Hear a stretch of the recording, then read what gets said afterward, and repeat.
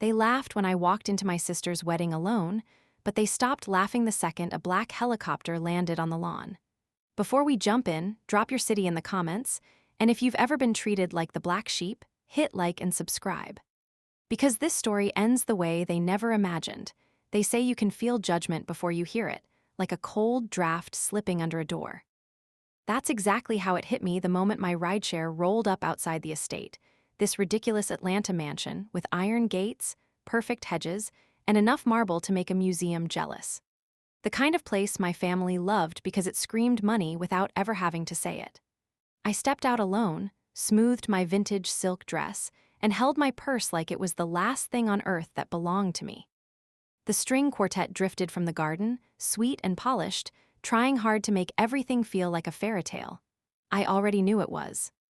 I walked toward the lawn, heels clicking on stone, and the first wave of whispers started before I even reached the cocktail hour. You don't need super hearing when people want you to know they're talking about you.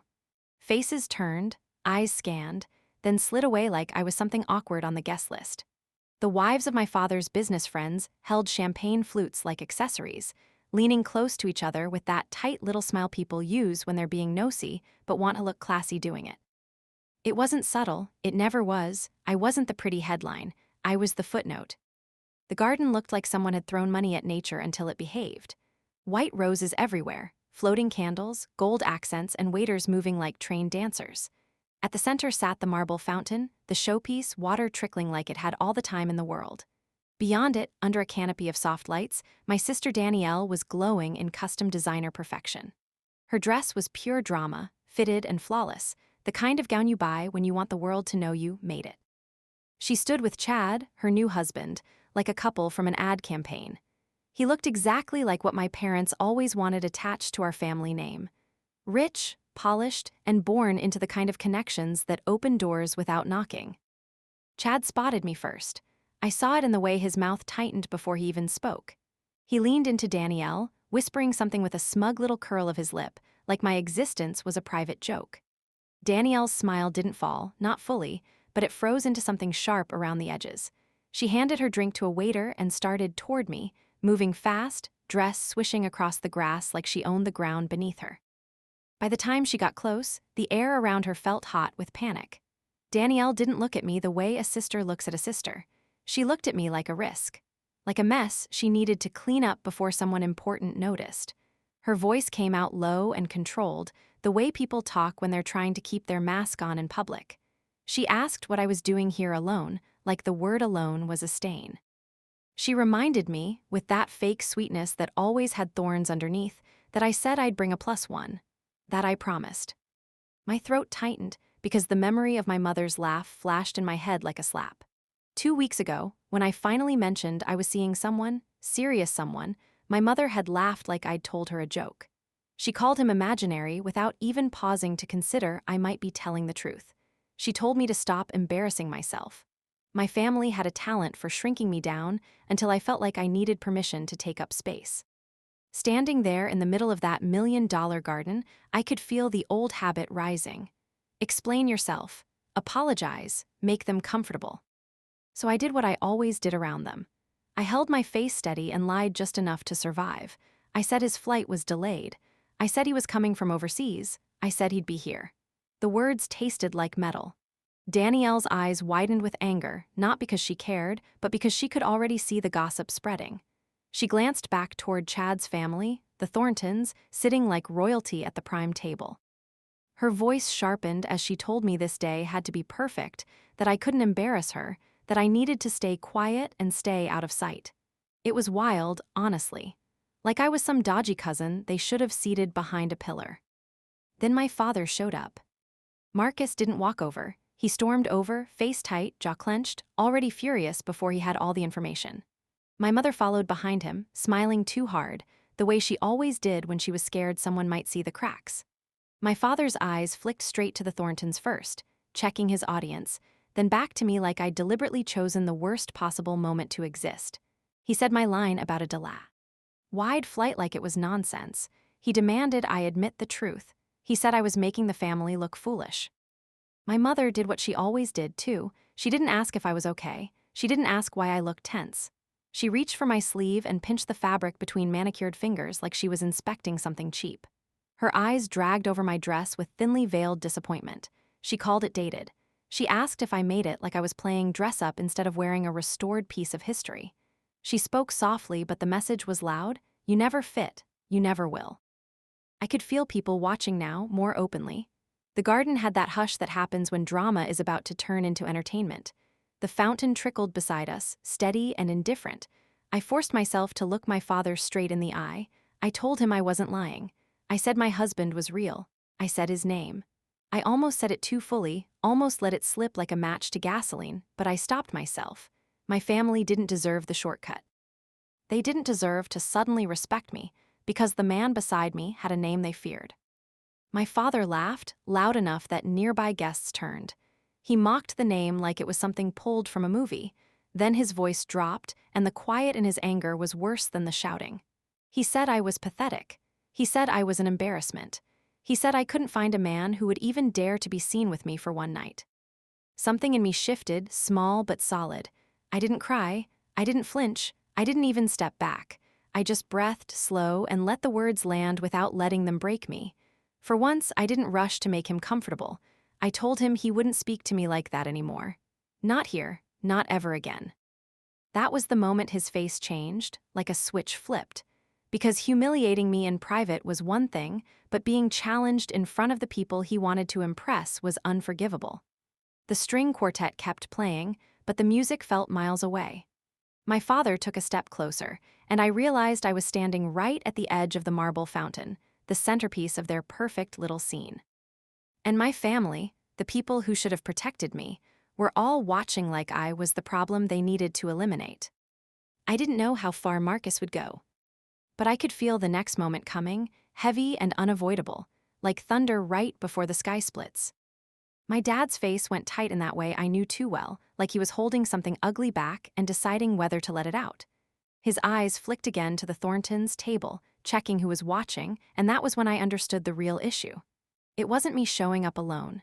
It wasn't my dress. It wasn't even the lie about a delayed flight. It was that I had said no to him, clearly, in public, on a day he'd built like a stage. I had ruined the picture he wanted to sell. He leaned in, voice low, cruel and controlled, telling me I was ruining Danielle's day, humiliating him in front of his partners, making the family look messy. My mother stood there with that frozen smile that always meant she was praying I would just shrink and disappear. Danielle's eyes darted around like she was scanning for exits, not for my sake, for hers. Chad took a slow sip of his drink like he was watching a reality show unfold in real life. And the guests were quiet in that hungry way people get when they can sense something is about to happen. I tried to move, not to run, just to step away and get space, but my dad followed. His tone got louder, sharper, like he wanted everyone to hear him put me back in my place. He started mocking my work again, calling it playing with fabric, pretending my career was some childish hobby. I felt my cheeks burn, but I kept my spine straight. I had spent too many years folding myself in half to keep him comfortable. I was tired. Proper tired. I said I wasn't ruining anything. I said he was. I said it calmly, which somehow made him angrier. Calm defiance always did, because if I could stay calm, it meant he didn't own my emotions anymore. His hand lifted. For a split second, I thought he might slap me. You know that awful moment where time slows and your body prepares for impact before your mind catches up. My stomach dropped. Danielle inhaled sharply. My mother's eyes widened, then narrowed again like she was calculating how to smooth it over. But he didn't slap me. He shoved me. Hard. Right in the center of my chest, like he was pushing a door closed. My heel caught the marble edge of the fountain and everything went wrong in one instant. There was this flash of weightlessness, my arms flying out, my purse strap slipping off my shoulder. I remember seeing the sky, pale blue, fading into evening and thinking stupidly, not like this. Not here, not in front of them. Then my back hit the water.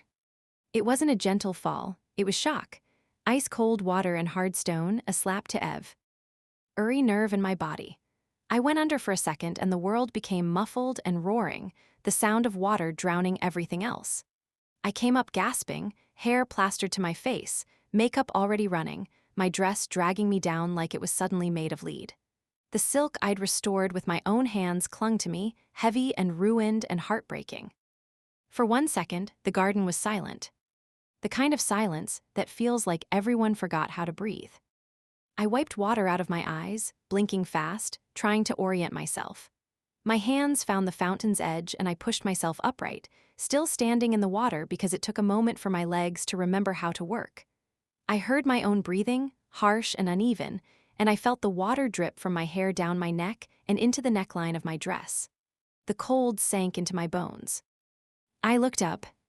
My father was standing there like nothing happened, like he just nudged me out of the way.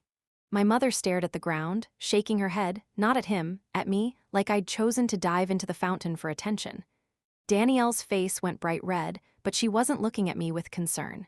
She was looking at the Thorntons, watching their reactions like a student watching exam results. Chad's mouth twitched, like he was trying not to laugh and failing. Then my father lifted his hands, palms out, turning it into a performance.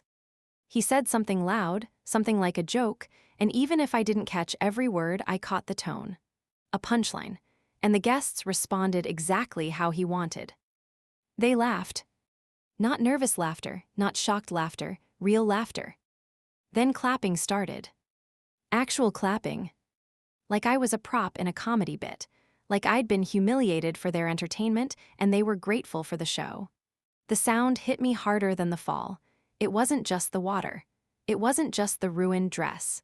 It was the fact that strangers were applauding my pain because my father told them it was funny. I felt something inside me go still. Not broken, not chaotic, just quiet, like a switch turning off. The shivering that had started in my body slowed. The embarrassment that should have swallowed me didn't. Instead, this cold calm spread through my chest, smooth and sharp at the same time. I stopped trying to understand how they could do this. I accepted it. This is who they are. A memory punched in, quick and cruel. Being 16, holding a charcoal drawing I'd won an award for, proud for once. My father ripping it in half to make a point. Everyone laughing because he made it sound like I deserved it. The same feeling, different day, same lesson. I looked at him, really looked at him, and for the first time I didn't see a giant. I saw a small man desperate for approval. Water ran down my face and I let it. I let it drip. I let my hair hang wet and messy. I let the ruined dress cling to me like proof. Then I smiled, small and sharp, and it startled even me because it was real. "Remember this moment," I said, loud enough for the nearest tables to hear. The laughter thinned, the clapping faltered. A few guests stopped mid-smile, confused by the calm in my voice. I gripped the marble edge and pulled myself out. Water poured off me onto the patio, leaving a trail behind my heels. I didn't run. I didn't cover my face. I walked straight through the parted crowd, dripping and glowing with that new kind of calm that happens right before someone changes their life. And behind me, I could feel it. My father's anger, Danielle's panic, my mother's silence, and the guests whispering now, because the joke had stopped being funny. I headed for the house, the heavy doors, the quiet hallway beyond the party, and with every step my decision became clearer. They wanted me to be the family failure. Fine. But they were about to learn what happens when the failure stops begging to be loved. I pushed through the back doors into the mansion, and the noise of the garden dropped away like someone had shut a lid. Inside was cooler, too cool, and the air conditioning hit my soaked skin so hard I nearly gasped. My dress clung to me like wet paper, heavy and dragging, and every drip I left on the polished floor felt like evidence I wasn't supposed to exist in places like this. The hallway smelled like expensive candles and fresh flowers, and the walls were lined with framed photos of my parents smiling at charity dinners, my sister in graduation caps, my father shaking hands with men who looked like they'd never been told no. The house was stunning in that cold, museum way, beautiful but not warm, like it was designed for appearances, not for living. My legs carried me without thinking until I found a room near the back, one of those guest suites that looked untouched, all crisp white bedding and perfect cushions. I shut the door behind me and locked it. The click sounded loud in the silence, and the second that lock turned, the strength I'd been forcing into my shoulders finally cracked. "Ed," my knees gave out. I slid down the wall slowly, leaving a faint wet mark on the wallpaper, and I sat on the carpet with my head bowed like my body had finally admitted what my face refused to show outside. For a few seconds I didn't cry. I just breathed, short and sharp like my chest was too tight to fill properly. Water dripped from my hair onto my hands. My fingers were shaking, not just from the cold but from everything I'd swallowed for years. Then the tears came, sudden and hot, and I pressed my palm over my mouth so no sound escaped. I wasn't crying because guests laughed. I was crying because I recognized the feeling. This wasn't new, it was just public. It was the same humiliation from childhood, when my dad would take something I loved and destroy it in front of people as if it was a lesson. The same shame from my early 20s when I had plans, real plans, and then my life got paused so my sisters could keep moving. I saw it clearly now, like my brain had finally stopped editing the past to make it bearable. I had spent years trying to be low maintenance, so they wouldn't have a reason to dislike me. Years trying to show up small so they could feel big. And still, they found ways to push me down because that's what they needed me to be. I wiped my face hard with the back of my hand and grabbed my purse. My phone was inside, slightly damp, the screen smudged. My hands were trembling so much it took me 2 tries to unlock it. For a moment, I just stared at his name in my messages, the one thread I hadn't wanted to pull today. Zane. I'd kept my marriage quiet on purpose, not because I was ashamed of him, but because I was ashamed of them.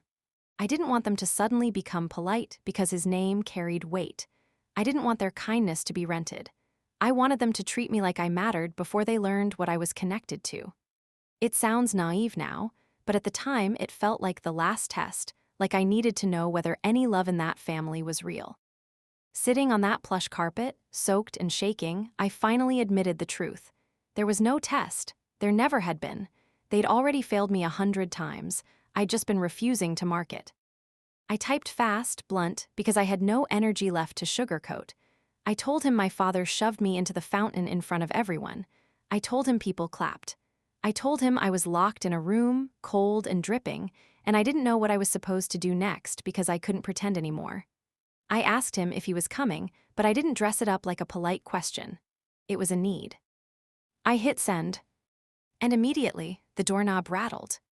A fist pounded the wood, hard and sharp, like whoever was outside wanted the whole house to hear. My body stiffened. Another pound. Another. Then I heard my sister's voice, high and strained, not worried, not soft, just frantic in that way people get when their image is under threat. She demanded I open the door. She said I was ruining her wedding. She said the Thorntons were asking questions and people were staring and she couldn't believe I'd let this happen. Like it was a storm I invited. Like I had jumped into that fountain for attention. Her voice didn't crack for me, it cracked for her photos, her storyline, her perfect moment.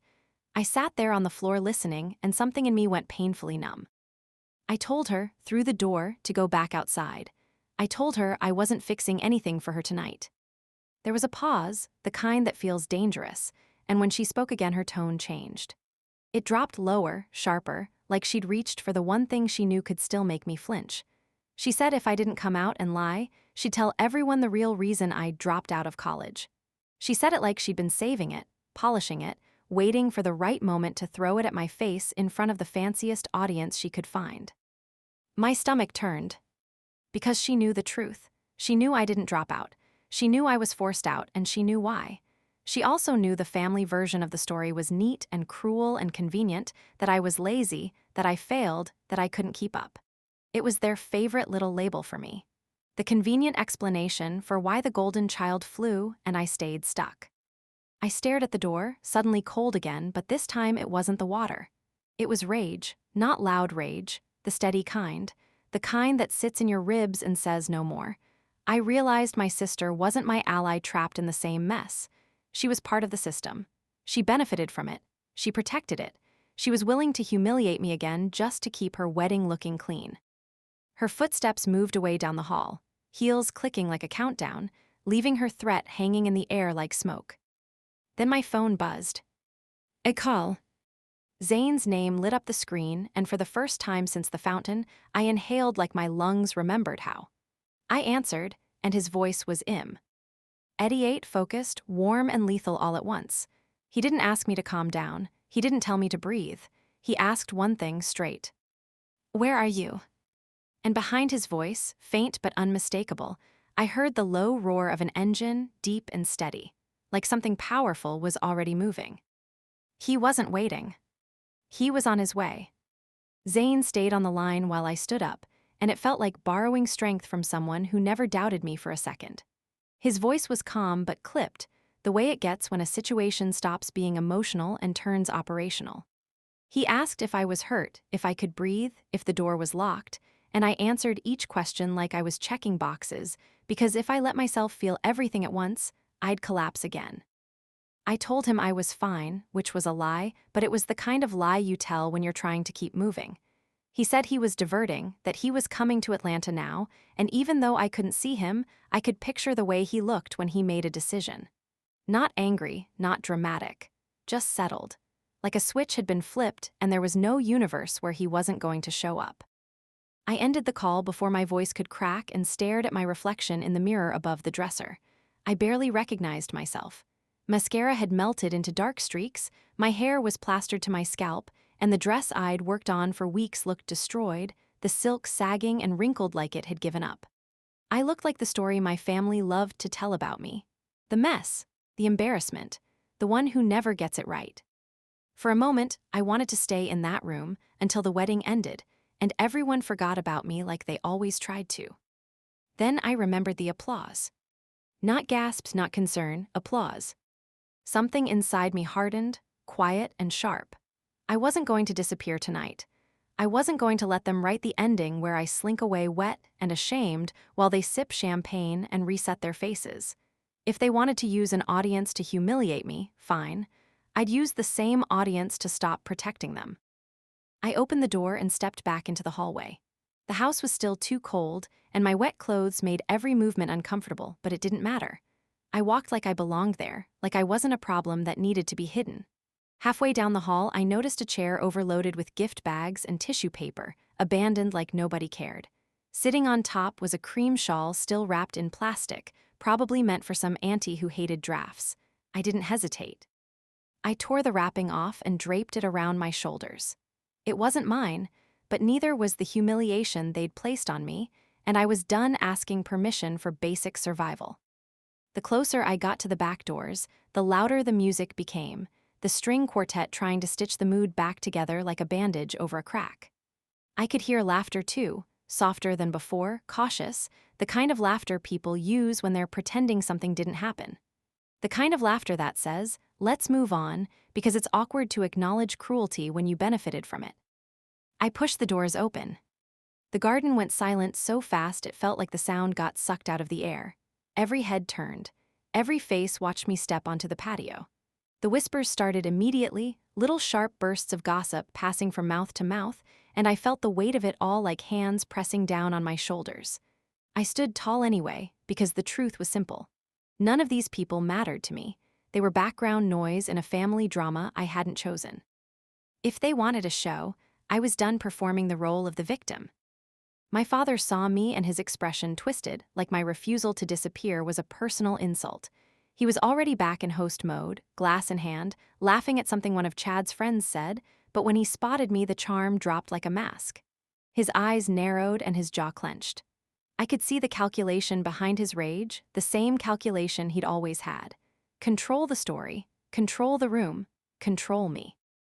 My mother stood near him looking tense, her smile stretched too tight, eyes darting everywhere like she was scanning for damage. And Danielle, my sister, stood stiff beside Chad, clutching his arm like she might fall apart if she let go. Her veil was perfect. Her makeup was perfect.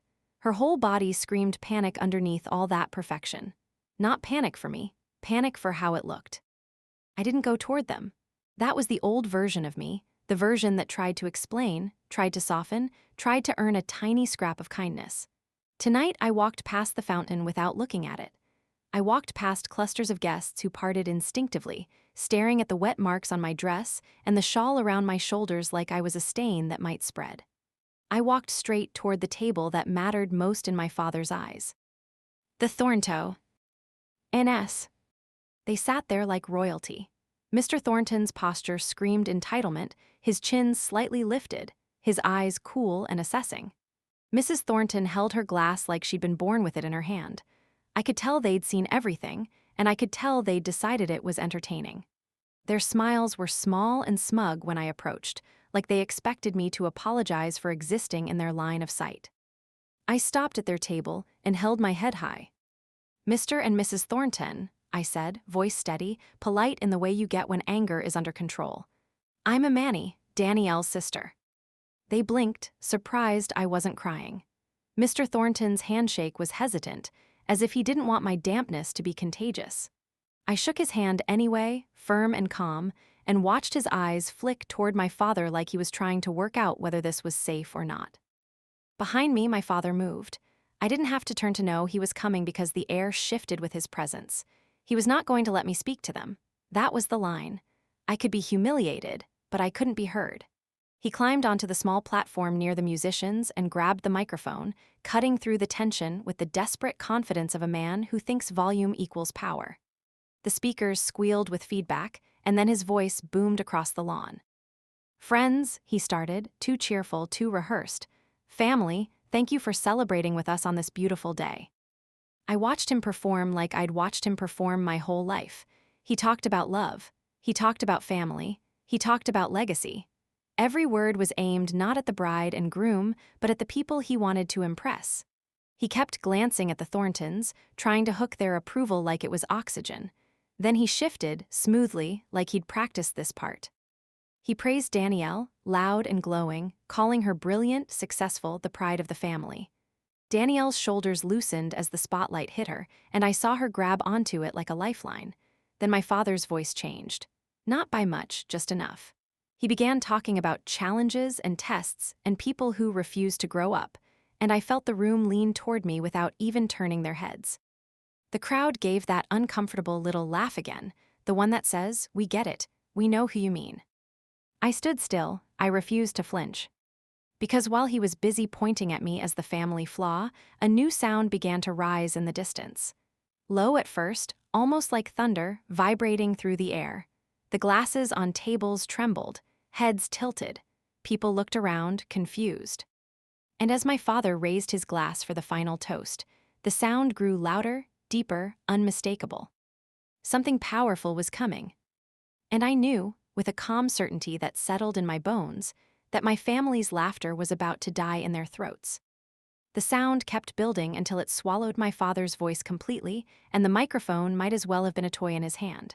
Conversations died mid-sentence. People lifted their glasses without realizing, then slowly lowered them again as the vibration rattled the ice. The string quartet stopped playing because they couldn't hear themselves, and for the first time all night, the garden felt honest. No music, no polite laughter. Just confusion spreading like a ripple through a crowd that suddenly didn't know what storyline they were in anymore. My father stood frozen on the platform, mouth open, eyes wild, looking around for something to blame, because he couldn't control a sound that didn't care about his status. Guests started pointing toward the tree line as the roar rolled closer, chopping the air in heavy, rhythmic beats. A few phones lifted instinctively, like people always do when they sense something dramatic is about to happen and they want proof they were there. Danielle's face tightened, not with curiosity but with fear, and she clutched Chad's arm so hard her knuckles went pale. Chad looked up toward the sky, squinting, his expression caught between irritation and disbelief, like he couldn't decide if he should be offended or impressed. The Thorntons sat very still, posture perfect, but their eyes had sharpened, the way rich people's eyes do when they realize something expensive is nearby. Then the aircraft broke the line of the trees and the whole garden collectively inhaled. It wasn't a small helicopter, not news channel style, not some casual tourist thing.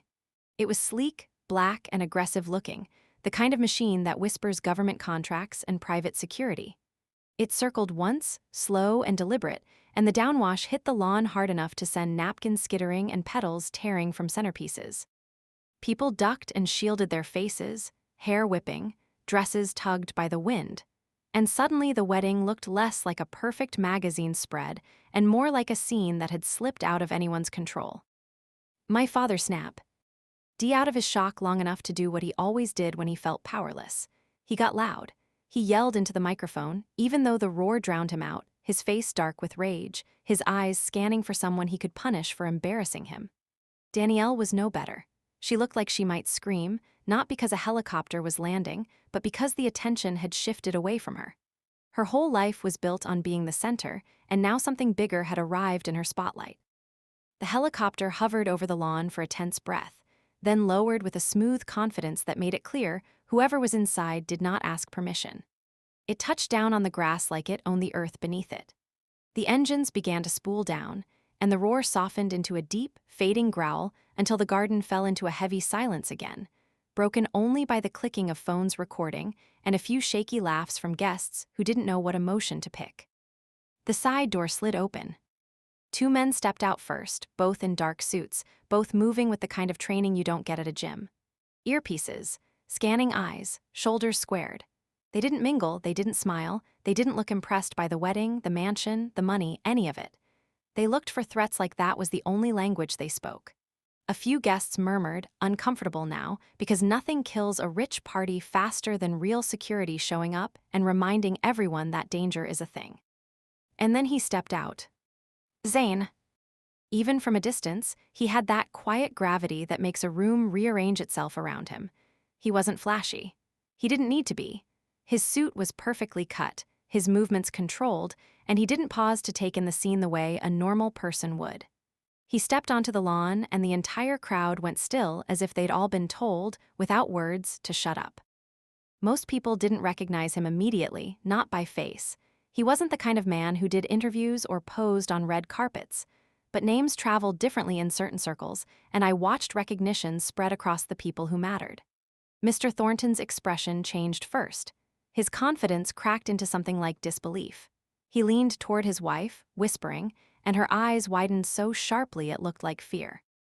Their posture shifted into that faint, desperate alertness people get when a powerful person walks into range and they don't know if they should bow or run.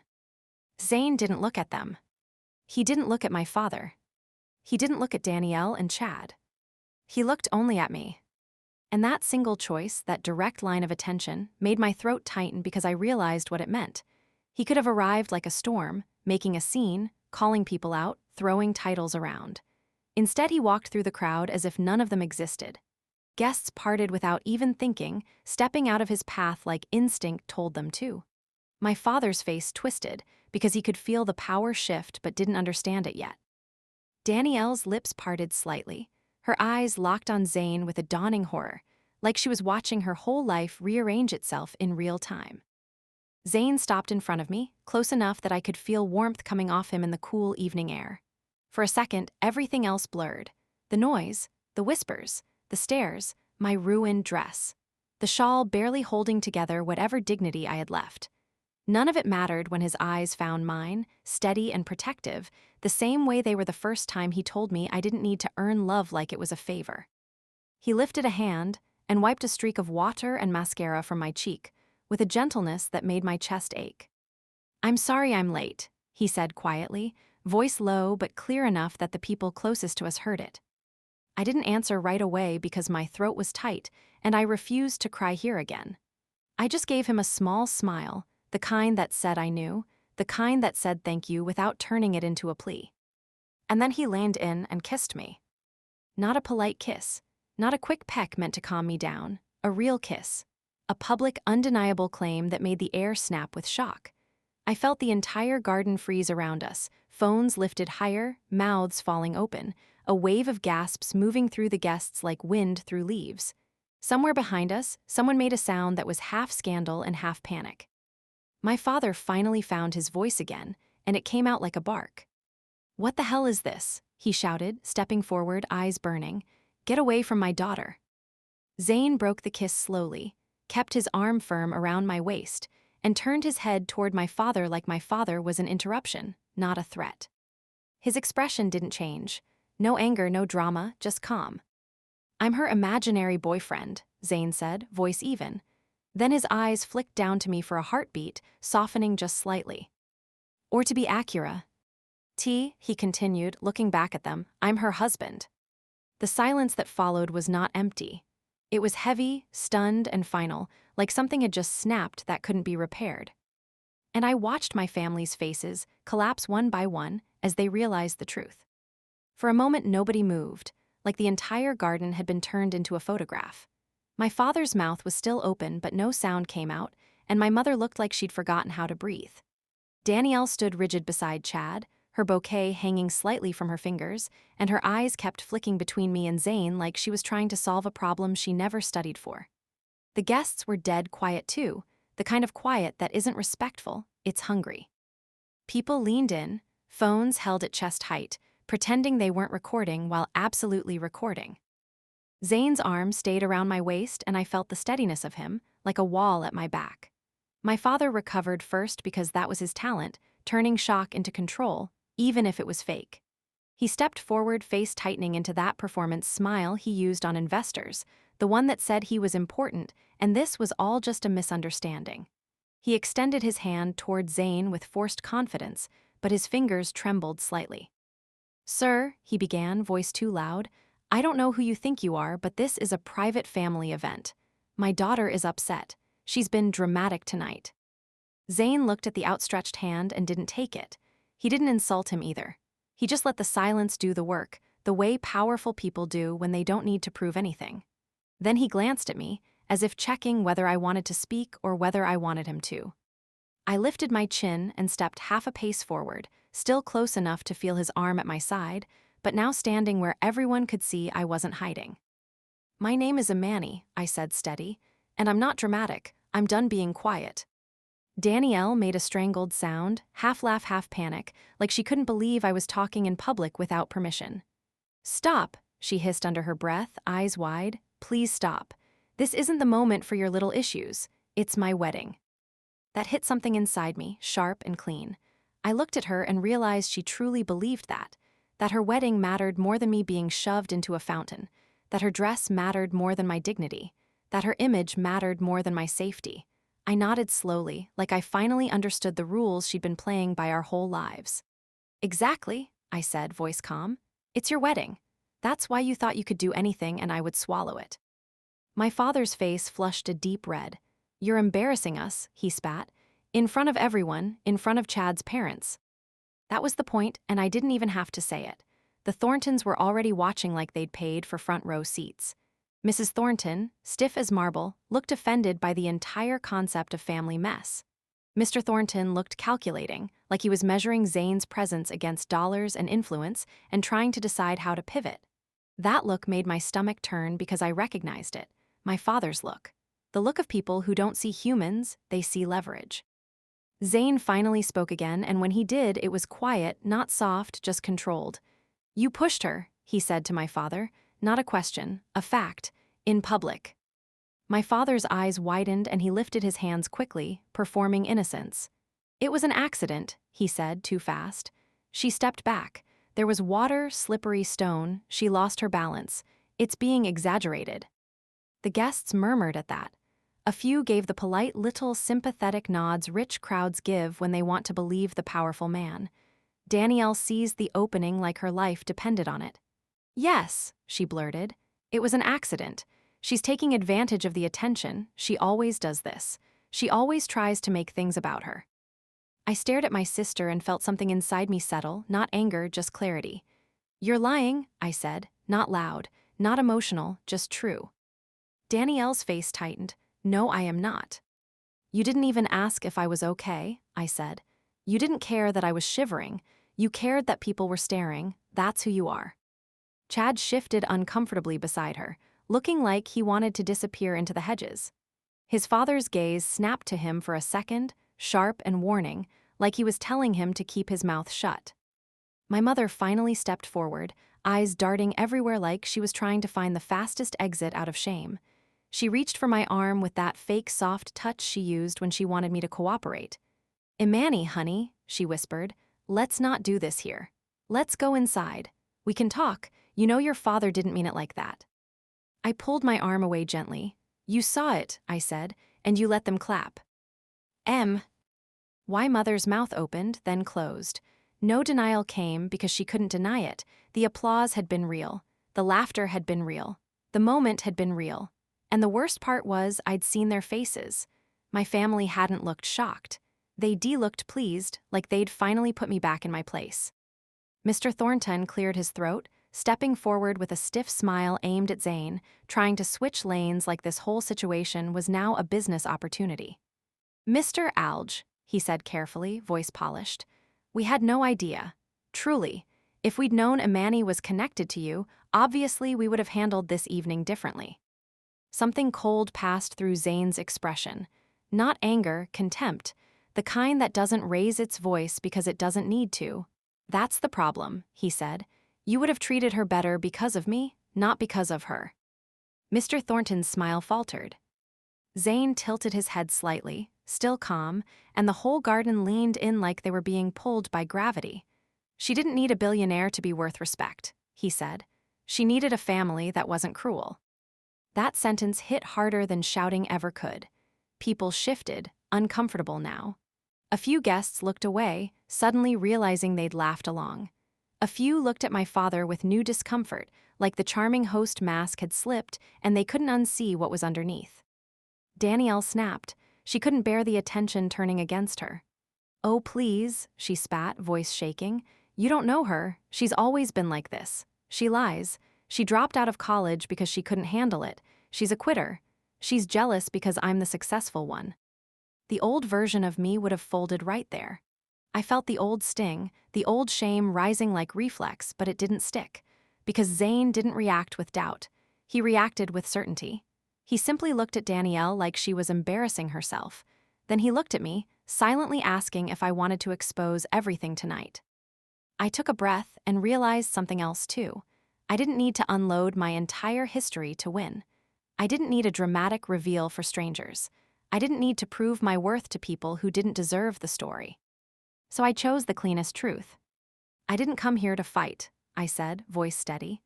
"I came because you're my sister and I wanted to show up anyway, and you all still chose to humiliate me." I glanced at Chad, then at his parents. "This wedding is your business," I said to them, "but I'm not your entertainment." Then I turned back to my father. "You don't get to touch me again," I said, "ever." My father's nostrils flared. He looked like he wanted to explode, but the garden had changed. The crowd wasn't his anymore. The Thorntons weren't smirking anymore. And Zane standing beside me wasn't just protection, he was consequence.